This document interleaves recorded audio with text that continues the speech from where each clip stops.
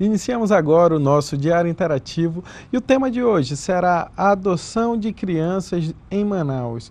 E temos muito prazer de receber a dona Rebeca de Mendonça Lima, que é juíza titular do Juizado da Infância e Juventude Civil da Comarca de Manaus, como também a dona Luciana Peixoto, que é psicóloga, coordenadora do GAPAM. Então, Rebeca, muito prazer em receber, como também a Luciana. O nosso Diário Interativo é um programa que se propõe a levar informação de pautas relevantes, como é a que vocês trabalham diariamente, para o nosso telespectador estar informado dessas pautas que, de fato, tem grande relevância na nossa sociedade. E nós temos aqui alguns dados enviados pelo próprio Juizado da Infância e Juventude, que 30 crianças e adolescentes aguardam a adoção no Estado. Essa estatística é de janeiro a abril deste ano. Há 6 grupos de irmãos com idades de 2 a 17 anos. E no último ano foram registrados 126 processos de adoção nessa comarca de Manaus. Isso é um trabalho aí significativo, resultado de uma parceria entre o GAPAM e a Justiça do nosso estado.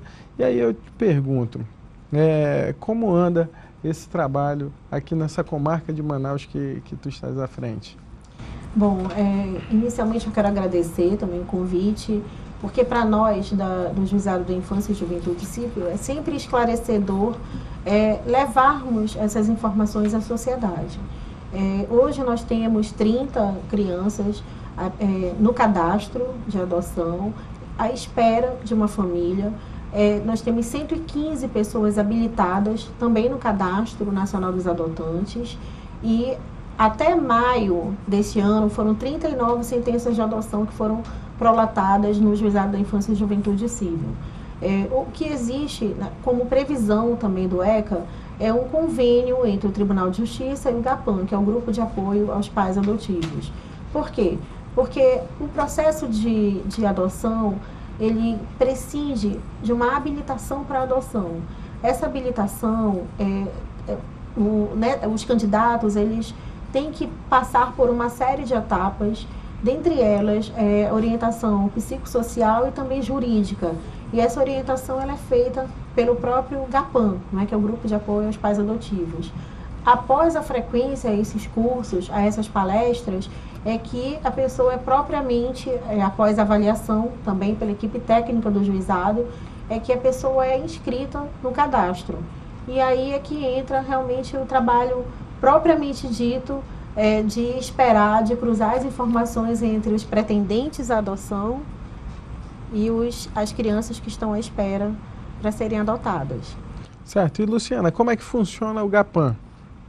Então, o GAPAM ele é o Grupo de Apoio aos Pais Adotivos aqui do Amazonas, que ele já existe há 12 anos, né?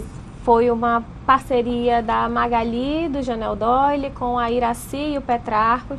São pais adotivos e sentiam essa necessidade de conversar sobre a adoção, desmistificar algumas questões, alguns entraves, né, que do dia a dia com a criança adotiva, seja na escola, seja na inserção, né, no seu meio social, e conversavam sobre esse assunto informalmente com outros pais adotivos.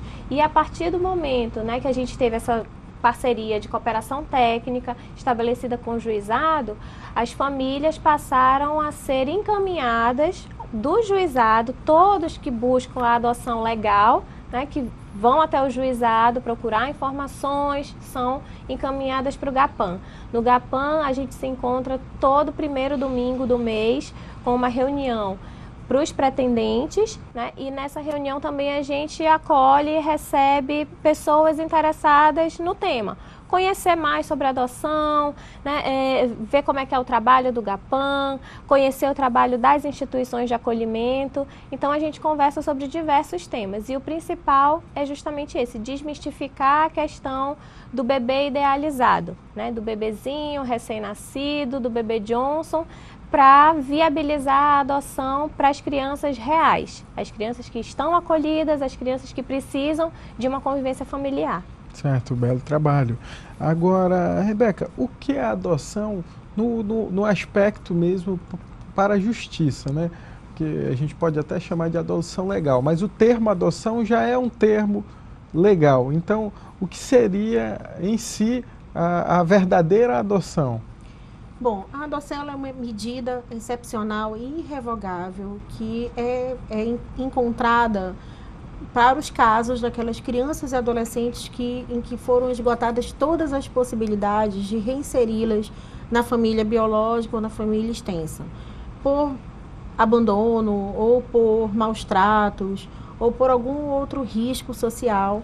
E aí, como uma alternativa, que no caso seria a última alternativa, existe a adoção.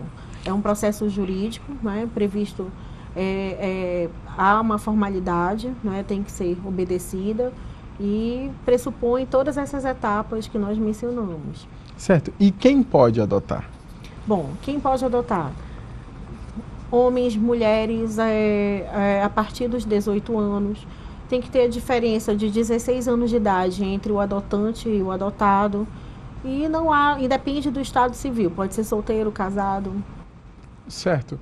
E no caso do GAPAM, ele recebe apenas as pessoas que são levadas pela justiça ali, ou qualquer pessoa pode procurar o GAPAM, mesmo aquelas adoções informais, ou o GAPAM funciona estritamente nessa parceria com a justiça?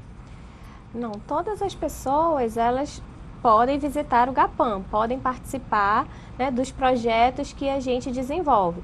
Nós temos o projeto de preparação para essa habilitação, que são as pessoas encaminhadas pelo juizado, né, antes de entrarem no Cadastro Nacional, passam por um período de acompanhamento de 3 meses, né, trabalhando alguns temas específicos, né, da adoção.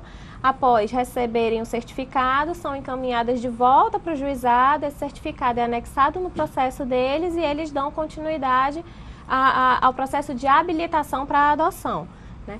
Mas, além disso, a gente também recebe outros casais, crianças já adotadas, a gente faz esse acompanhamento, a gente tem acompanhamento psicológico a preços, né, populares, só uma taxinha para acompanhar somente situações de adoção, né? Tem o pós-adoção, como a doutora Rebeca falou também, alguns casais, algumas famílias, né, que já estão com a adoção legalizada ou ainda em estágio de convivência, que retornam ao GAPAM para trabalhar alguma questão relativa à adaptação da criança, a adaptação dessa criança a uma nova escola, a adaptação no meio familiar, enfim, várias questões. E essas pessoas interessadas que procuram esses abrigos, elas vão encontrar crianças que vêm desses mais diversos casos.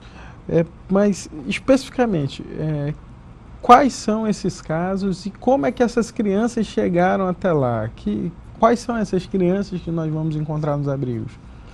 Bom, inicialmente é bom a gente esclarecer que nós temos aqui em Manaus 10 abrigos, 10 instituições acolhedoras e com diversos perfis de criança. São aquelas instituições que são oficialmente cadastradas no Conselho Municipal da Criança e Adolescente e são as instituições que são cadastradas também junto ao Juizado da Infância e Juventude Civil. Essas crianças, nem todas as crianças e adolescentes que estão nos abrigos, nesses 10 abrigos em Manaus, elas estão necessariamente prontas para serem adotadas. A maioria delas, na verdade, elas estão ali porque surgiu uma denúncia de um vizinho, uma denúncia no bairro ou de algum familiar, de alguma situação de risco, de vulnerabilidade social daquela criança ou adolescente. O primeiro passo é feita uma denúncia, normalmente para o Conselho Tutelar, que é o nosso braço, é o braço mais próximo do juizado dentro da comunidade, não é? Daí a importância do conselheiro tutelar estar bem preparado também para lidar com essas situações. E o conselheiro tutelar encaminha essa criança ou esse adolescente para o abrigo.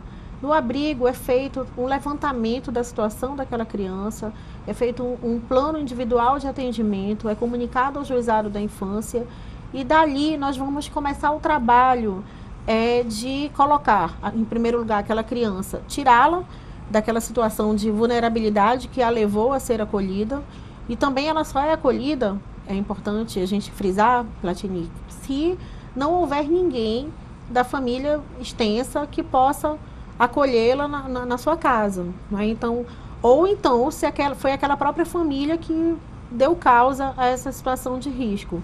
E aí vai começar um trabalho do abrigo e do juizado da infância, em primeiro lugar, de resgatar aquela família, aquele pai, aquela mãe, aquele avô, aquela avó, e resgatá-lo, tentar, com a finalidade de reinserir essa criança no seio familiar. Então, em último caso, a criança fica no abrigo.